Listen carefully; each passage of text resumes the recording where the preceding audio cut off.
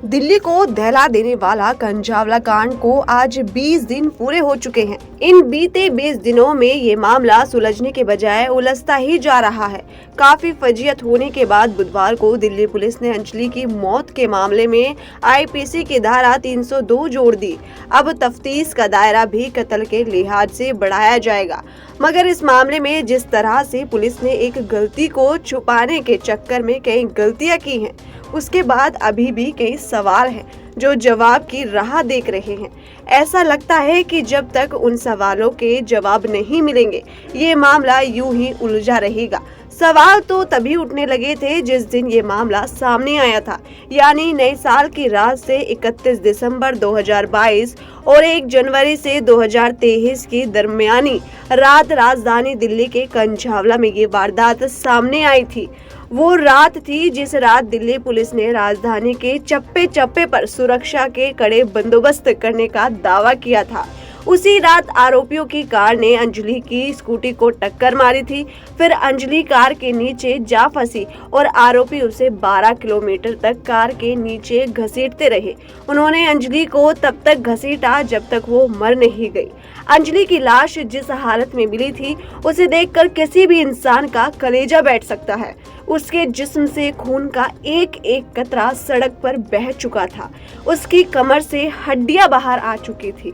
उसके पैर और घुटने पूरी तरह से घिस चुके थे। उसकी खोपड़ी 2 हिस्सों में बट चुकी थी। उसका भेजा कहीं सड़क पर निकलकर गिर चुका था। उसके जिस्म पर जख्मों के इतने निशान थे कि पोस्टमार्टम करने वाले डॉक्टरों की कई बार गिनती करनी पड़ी। उसका चेहरा पहचान पाना बेहद मुश्किल था। साफ कहें तो कार के नीचे जिंदा अंजलि को घसीटा गया और इसके बाद उसकी लाश एक कंकाल जैसे हाल में मिली थी। अब इस मामले को लेकर दिल्ली पुलिस पहली बार मीडिया के सामने आई तो पुलिस ने कहा कि हादसे की रात अंजलि अकेली स्कूटी पर सवार होकर अपने घर की तरफ जा रही थी। तभी एक मारुति बलेनो कार ने उसे टक्कर मारी और अंजलि स्कूटी समेत नीचे गिरी और कार के नीचे फंस गई। इस कार में 5 लोग सवार थे, जिनके शिनाख्त पुलिस ने मनोज मित्तल, दीपक खन्ना, अमित खन्ना, कृष्ण और मिथुन के तौर पर की थी। पुलिस के मुताबिक जब कार अंजलि को घसीट रही थी, तब इनमें से दीपक कार चला रहा था। पोस्टमार्टम होने से पहले ही आउट डिस्ट्रिक्ट के डीसीपी के बाकायदा कैमरे पर ऐलान कर दिया कि ना तो अंजलि का कत्ल हुआ है और ना ही उसके साथ रेप हुआ है। पुलिस ने 1 जनवरी को दिन में आरोपियों की कार बरामद कर ली और आरोपियों को गिरफ्तार करने का दावा भी किया। अंजलि की मौत को 20 दिन हो चुके हैं। दिल्ली पुलिस की 18 टीम इस मामले की जांच में लगी है। अब इस मामले में आईपीसी की धारा 302 लग जाने के बाद पुलिस को नए सिरे से जांच करनी है, नए तरीके से सोचना है।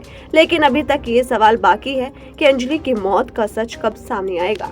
ब्यूरो रिपोर्ट, दिल्ली आज।